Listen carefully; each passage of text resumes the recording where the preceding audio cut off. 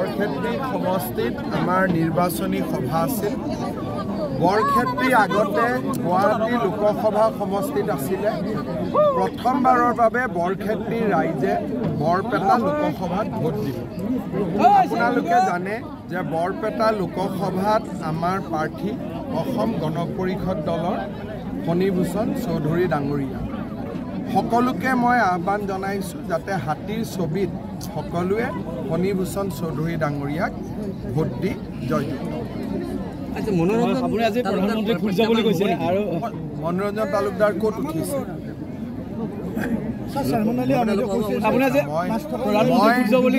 মই এইবাৰ নিৰ্বাচনত বিৰোধী পক্ষৰ কথা ক'তো উল্লেখে কৰা নাই, কাৰণ বিৰোধী প্ৰাৰ্থীবিলাকৰ নাম ৰাইজেই নাজানে।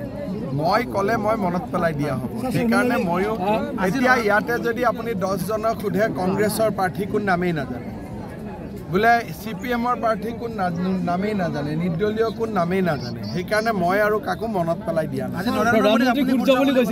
চাওক, নৰেন্দ্ৰ মোদী দেশৰ প্ৰধানমন্ত্ৰীগৰাকীৰ পৰাই দেশৰ শাসনতন্ত্ৰ পৰিচালনা হয়।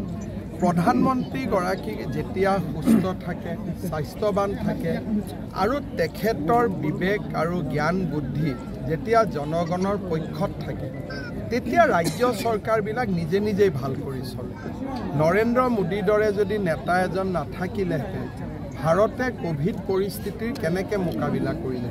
আজি যদি আমি ভাবি চাওঁ যে মোদী নাথাকিলেহেঁতেন, বেলেগ এজন প্ৰধানমন্ত্ৰী থাকিলেহেঁতেন, কোভিড পৰিৱেশৰ মোকাবিলা হ'লহেঁতেন নে নহ'লহেঁতেন, প্ৰশ্নবোধক চিন থাকি যায়। গতিকে প্ৰধানমন্ত্ৰীগৰাকী দেশৰ সূৰ্য, মুখ্যমন্ত্ৰীবোৰ প্ৰধানমন্ত্ৰীৰ পোহৰতে উজ্বলি থাকে। সেইকাৰণে মই সহজ গাঁৱলীয়া ভাষাত বুজাই দিছোঁ যে সূৰ্যক যদি আমি বচাই ৰাখিব পাৰোঁ, চন্দ্ৰই পোহৰ পায়ে থাকিব। যুদ্ধৰ মাজতে টোপনি যোৱা সেনাপতিয়ে আখ্যা দিছে ফণীভূষণ চৌধুৰীক। কোনো ফণীভূষণ চৌধুৰী আমাৰ অসমৰ আটাইতকৈ জ্যেষ্ঠ বিধায়ক, প্ৰবীণ বিধায়ক। এইবিলাক অশালীন অশোভনীয় শব্দৰ ব্যৱহাৰ আমি যদি নকৰোঁ ভাল, কাৰণ আকৌ ফণীদাক লগ পালে ভূপেন বৰাই ফণীদা বুলি মাতিব লাগিব। গতিকে যিমানে আমি অশোভনীয় শব্দৰ ব্যৱহাৰ নকৰোঁ, মইনো ইলেকশ্যনত কাৰো কথা এটাও শব্দ কিয় বেয়াকৈ কোৱা নাই, কাৰণ বেয়াকৈ কৈ লাভ নাই, আকৌ ইলেকশ্যনৰ পিছতে লগালগি হ'ব লাগে। সেইকাৰণে মই ভাবোঁ যে ভূপেন বৰাই হওক, আন নেতাই হওক, কোনে টোপনি গৈছে, কোনেনো টোপনি নোযোৱাকৈ থাকিব পাৰে? মানুহেতো শুবই লাগিব। গতিকে এই ধৰণৰ কথা কৈ মিলি পৰিৱেশটো বেয়া কৰিব নালাগে। বিজেপিতকৈ কেনেকৈ আমি ভাল কৰিব পাৰোঁ সেই বিষয়ে কথা কওক। AGPতকৈ কেনেকৈ ভাল হ'ব? চাওক, বৰক্ষেত্ৰী সমষ্টিত আগৰে পৰা সংখ্যালঘু লোকৰ এটা বুজন সংখ্যকে আমাৰ দলৰ প্ৰাৰ্থী নাৰায়ণ ডেকাক ভোট দিয়ে। গতিকে সংখ্যালঘু ৰাইজৰ বা মুছলমান ৰাইজৰ মৰম চেনেহ বৰক্ষেত্ৰীত বিজেপিৰ লগত আগৰ পৰাই আছে। এইবাৰ সংখ্যাগুৰু সংখ্যালঘু দুয়োটা সম্প্ৰদায়ৰ ৰাইজ বিজেপিৰ মিটিঙত আহিছে, শুনিছে। ভোট কিমানে দিয়ে মই নাজানো, এটা প্ৰক্ৰিয়া আৰম্ভ হৈছে। ই কিমান দূৰলৈকে যায় ইলেকশ্যনৰ পিছত গম পাম। চাওক, তেওঁ কৈছে বিজেপিক ভোট নিদিয়ে, কিছুমানে আকৌ আমাৰ সভাত আহি কৈছে যে আমি ভোট দিম। গতিকে বেলট পেপাৰত আমি গম পাম যে আচল কাৰটো শুদ্ধ, চেয়াৰমেন আলী শুদ্ধ নে আমি দেখি থকাবোৰ শুদ্ধ। গতিকে ভোটলৈকে অপেক্ষা কৰোঁ। আজি অমিত শ্বাহ আহি আছে, কেনেকুৱা? আজি গধূলি অমিত শ্বাহ ডাঙৰীয়াৰ এটা ৰোড শ্ব' আছে, এটা ঐতিহাসিক ৰোড শ্ব' হ'ব। 1 লাখতকৈও অধিক লোকে অংশগ্ৰহণ কৰিব। GS ৰোডত আমি কৰিব খুজিছিলোঁ, কিন্তু ৰাইজৰ অসুবিধাৰ প্ৰতি লক্ষ্য ৰাখি আমি GS ৰোডত ৰোড শ্ব'টো নকৰি চাইকেল ফেক্টৰীৰ পৰা আমি লাল গণেশলৈকে কৰিম।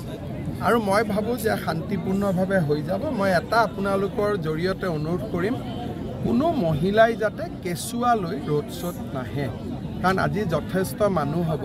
সেইকাৰণে ক'লাত কেঁচুৱা লৈ যাতে আই মাতৃসকল ৰোড শ্ব'ত নাহে, আৰু অকণমান বয়সস্থ মানুহসকলেও যাতে ৰোড শ্ব'টোৰ পৰা আঁতৰি থাকে। গুৱাহাটীৰে হ'ব। তাৰ কাৰণে মই বিনম্ৰতাৰে অনুৰোধ জনাম, তেওঁলোকে ঘৰৰ পৰাই আমাক আশীৰ্বাদ কৰক। কিন্তু ৰোড শ্ব'ত আহি কিবা এটা অসুবিধা হ'লে মোৰে মনটো বেয়া লাগিব আৰু বহুত সময়ত মই ৰোড শ্ব'ত দেখোঁ যে কোলাত কেঁচুৱা লৈ মহিলাসকল আহে আৰু শিশুটোৱে কষ্ট পায় আৰু ইমান মানুহৰ লগত থাকিলে শ্বাস নিশ্বাসতো বহুত বেমাৰ আজাৰ শিশুটোৰ শৰীৰলৈ গুচি যায় সেইকাৰণে মই বিনম্ৰতাৰে সৈতে অনুৰোধ জনাম গধূলি যাতে কোলাত কেঁচুৱাক লৈ কোনো যাতে ৰোড শ্ব'ত নাহে আৰু চাকি বন্তিও যাতে নানে কাৰণ জুই লাগি যাব পাৰে অলপ সাৱধানতা অৱলম্বন কৰিলে ভাল কাৰণ ৰোড শ্ব'খন ঐতিহাসিক আজি অখিল গগৈয়ে এটা মন্তব্য কৰিছে যে বৰপেটা লোকসভা সমষ্টিত বিৰোধীৰ প্ৰাৰ্থী এগৰাকী হ'ব লাগিছিল অৰ্থাৎ যুদ্ধ নহওঁতেই তেওঁলোকে পৰাজয়ৰ উমান পালে নেকি চাওক প্ৰাৰ্থী একেলগ হোৱা নোহোৱা কি কওঁ কংগ্ৰেছৰতো 6-7 গৰাকী প্ৰাৰ্থীটোতো এইবাৰ নায়েই বুলি ক'ব পাৰে এইবাৰ ইলেকশ্যনত 6-7 গৰাকী প্ৰাৰ্থীনো কোন নামেই শুনি নাপালে পাব্লিকে গতিকে কংগ্ৰেছ দলত মানুহেই নাই ৰাজীৱ ভৱনত যাওক বহা মানুহেই নাই স্যার নিউজ 18 যে প্রধানমন্ত্রীর সাক্ষাৎকার কংগ্রেস ও মুসলিম লীগের স্বাস্থ্য কামনা সরকার এই কথা গুরুত্বপূর্ণ নয় তাত যেটো কথা কোৱা হৈছে যে আজি কংগ্ৰেছৰ যিখন মেনিফেষ্টো সেইখন পাকিস্তানত বেছি চলিব ভাৰতত কম চলিব তাৰ কাৰণ প্ৰধানমন্ত্ৰী ডাঙৰীয়াই ব্যাখ্যা কৰিছে আৰু ময়ো মিটিং আদিত কৈ আছো থ্যাংক ইউ বল বাবা কৈ থাকো মোদীজীয়ে আমাক দিয়াৰ কাৰণে আমি 5 কেজিকৈ চাউল বিনামূলীয়াকৈ পাওঁ আজি মোদীজীয়ে আমাক ৰেচন কাৰ্ড দিয়াৰ কাৰণে আমি উজলা গেছ পাওঁ বজাৰতকৈ 300 টকা দাম কম আজি মোদীজীয়ে আমাক ৰেচন কাৰ্ডখন দিয়াৰ কাৰণে আজি আমি কেঞ্চাৰ বেমাৰ হ'ল হাৰ্টৰ বেমাৰ হ'ল কাৰ্ডখন দেখুৱালে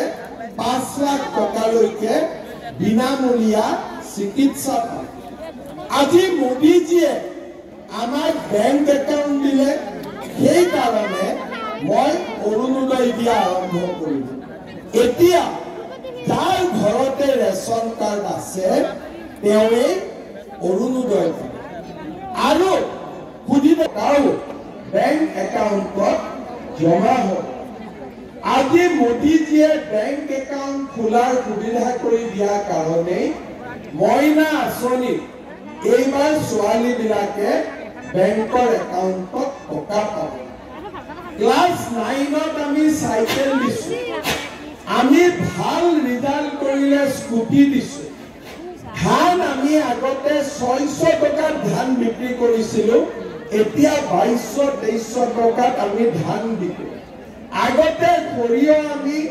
1000-1500 টকাত বিকিছিলোঁ এতিয়া আমি সৰিয়হ 5500 টকাত আমি বিক্ৰী কৰিব পাৰোঁ টকা পইচা নিদিয়াকৈ আমি চৰকাৰী চাকৰি পাব পাৰোঁ আৰু লাহে লাহে দালাল নোহোৱাকৈ আমি চৰকাৰী ঘৰ পোৱাও আৰম্ভ কৰিম